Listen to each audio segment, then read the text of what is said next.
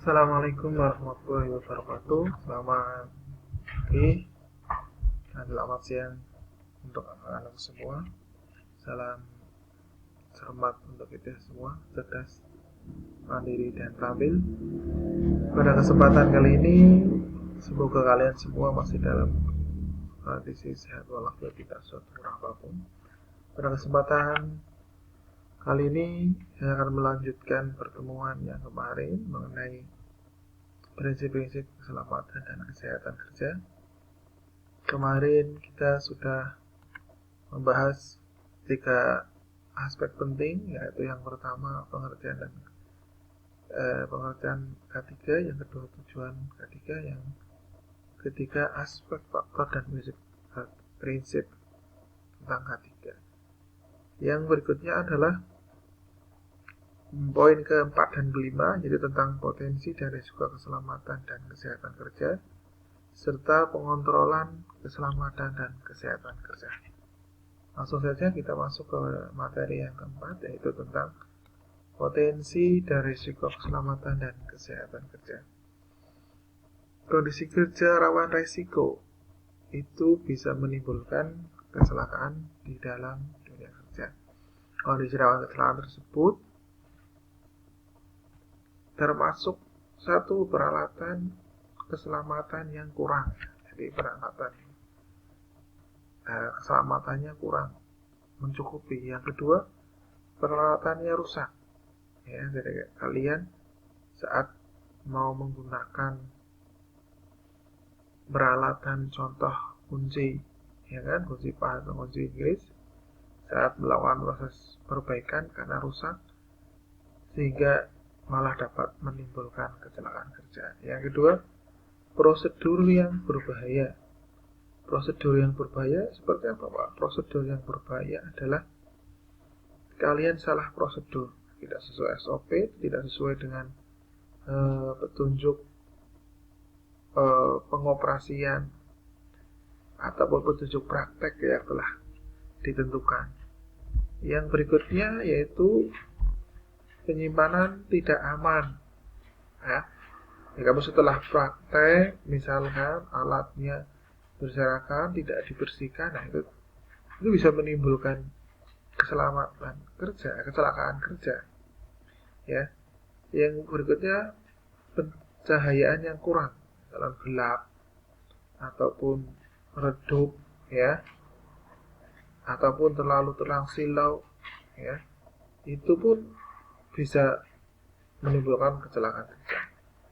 Ventilasi tidak memadai, ya. Ventilasi tidak memadai ini misalkan di bengkel sepeda motor, saat kamu sedang praktek menjalankan sepeda motor, asap knalpotnya keluar, di dalam tidak terdapat ventilasi ataupun corong untuk knalpot, sehingga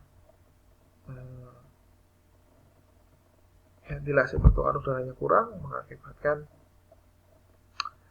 kamu akan menghirup asap knalpot yang berlebih, sehingga akan menimbulkan kecelakaan kerja.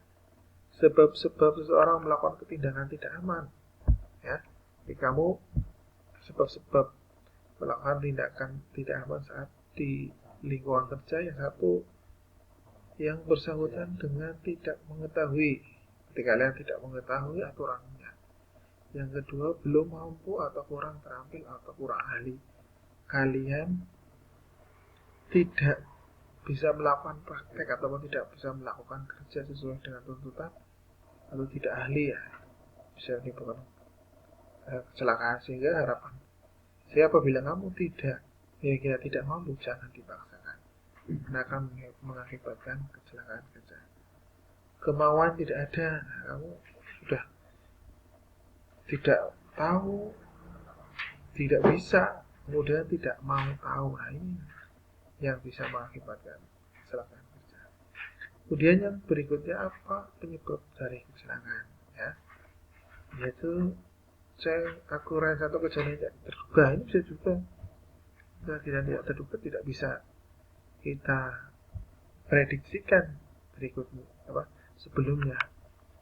Misalkan contoh, kita tidak menduga bahwa misalkan sepeda motor itu saat kita standar tengah di atas backlip, ternyata kunci roda belum dikunci sehingga akan terjatuh. Itu akan mengakibatkan kondisi tak terduga. Kondisi rawan kecelakaan, ya. Contohnya ini bisa kita lihat pada pengoperasian peralatan yang tidak cacat, yang sudah cacat atau kurang peralatan keselamatan, ya, ataupun job schedule-nya tidak jelas, itu bisa mendapatkan rawan kecelakaan. Perilaku karyawan yang dapat menimbulkan kecelakaan saat kalian bekerja. Untuk kalian praktek itu banyak bercanda ataupun berkerumun, ini dapat menimbulkan kecelakaan. Kemudian yang berikutnya faktor manusia, yaitu juga karena faktor kalian penglihatan ataupun usia yang sudah tua atau persepsi dan tes keterampilan motorik tidak sesuai. Maksudnya adalah harapan kamu sama keterampilan kamu, gerak motoriknya tidak sinkron, itu dapat menyebabkan kecelakaan. Kemudian pengontrolan kecelakaan, keselamatan dan kesehatan kerja itu bisa kita kurangi dengan cara memperbaiki kondisi kerja, ya. Yang kedua, mengurangi perilaku berbahaya. Nah, perilaku berbahaya dikurangi melalui apa? Satu, penempatan atau penempelan poster dan propaganda lainnya atau informasi di dinding, misalkan, ya, di daerah ini, ya, lantai licin, misalkan, itu sudah ini jalur untuk forklift atau kendaraan berat, kamu tidak boleh lewat ke situ. Pemberian pelatihan, ya, jadi dilatih tentang salah kerja. Pemberian insentif, ini kalau yang pekerjaannya itu selalu menaati peraturan, ketiga dapat tambahan insentif. Komitmen manajemen puncak ini dengan pimpinannya, ya. Pemberian prioritas pada keselamatan, penyusunan kebijakan, penetapan sasaran, dan penyelenggaraan inspeksi kerja dan tingkat stres karyawan ini yang bisa mengurangi perilaku berbahaya. Selanjutnya kita juga untuk mengontrol keselamatan kerja, kita dalam bekerja menggunakan alat pelindung diri atau APD, ya.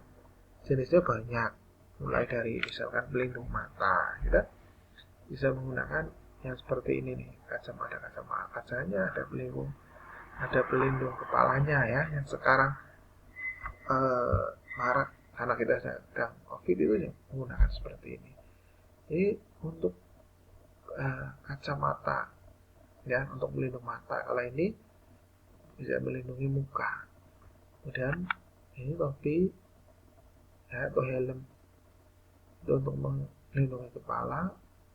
Untuk airliner ini air ini untuk melindungi telinga, ya. Kemudian sarung tangan melindungi kaki, melindungi tangan. Kemudian safety shoes ini sepatu yang memiliki tingkat kekerasan tertentu bisa melindungi kaki dan melindungi seluruh tubuh. Ini apron, ini namanya baju praktek, ya. Jadi saat kalian praktek nanti menggunakan baju praktek ini untuk pelindung seluruh tubuh. Berikutnya kita juga dapat mengontrol sikap ketiga dengan cara satu, kita memahami atau mengerti secara teori dan praktek tentang sistem rem, ya. Karena di dalam bekerja itu sistem rem itu ada cairannya, misalkan remnya ataupun rem mau kampas itu tidak boleh sembarangan untuk membuang cairannya, tidak boleh terkena tangan langsung dicuci itu, ya, karena cairan keras. Kemudian melepas baterai. Nah, ini dalam sistem kelistrikan itu, karena baterai adalah sumber listrik, maka saat kita melakukan proses perawatan atau sistem kelistrikan, biar aman itu terminal negatif yang kita lepas. Jadi kalau terjadi konsleting tidak akan langsung berbuat fatal pada komponen. Kemudian pemeriksaan fungsional sebelum jalan, ya.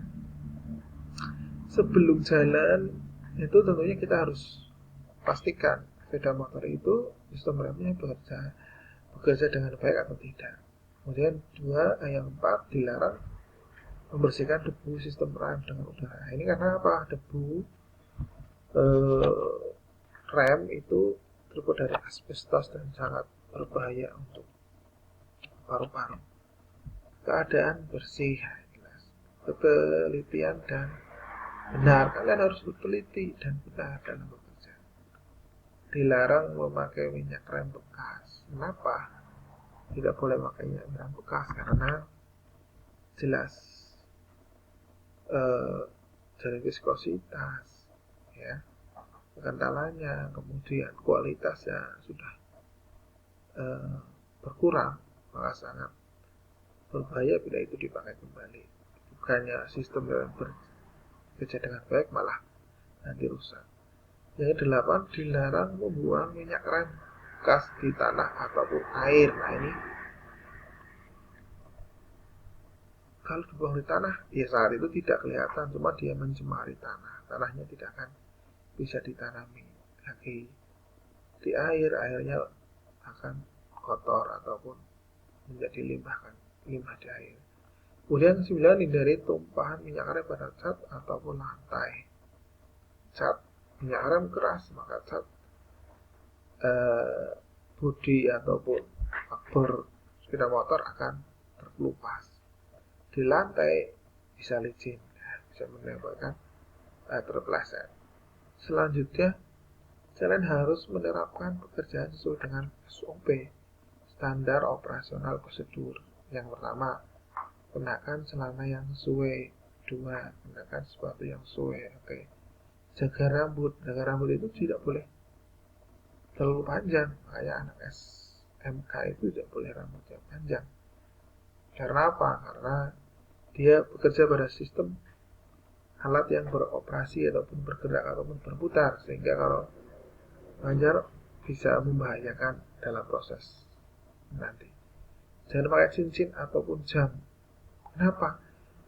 Karena kita bekerja pada komponen yang kecil, ataupun misalkan di bagian mesin, ya, kita masukkan mengambil komponen di sela-sela logam ataupun komponen mesin. Kalau kita pakai cincin akan terjepit seperti itu.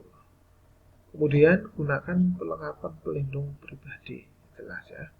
Gunakan kacamata penyelamat, hindari berbaring. Nah ini berbaring sangat berbahaya, karena saat misalkan kamu praktek terus berbaring-baringan di samping sepeda motor, sampingnya motornya di backlist, misalkan sepeda motor itu benjolannya tidak terlalu kencang terjatuh menimpa kamu, nah itu nanti akan menimbulkan keselamatan kerja, ya.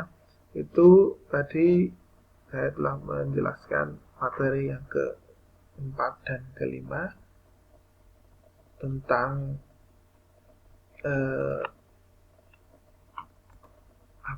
potensi dan risiko keselamatan kerja, serta bagaimana kita mengontrol keselamatan kerja, ya, tentunya sesuai bidang kita, yaitu di bengkel sepeda motor. Itu yang bisa saya sampaikan pada materi K3 pertemuan yang kedua ini. Semoga bermanfaat. Apabila masih ada yang perlu ditanyakan, silakan bisa japri lewat grup WA kelas kita, ya, sehingga pembelajaran bisa berjalan dengan baik. Itu saja yang bisa saya sampaikan. Assalamualaikum warahmatullahi wabarakatuh.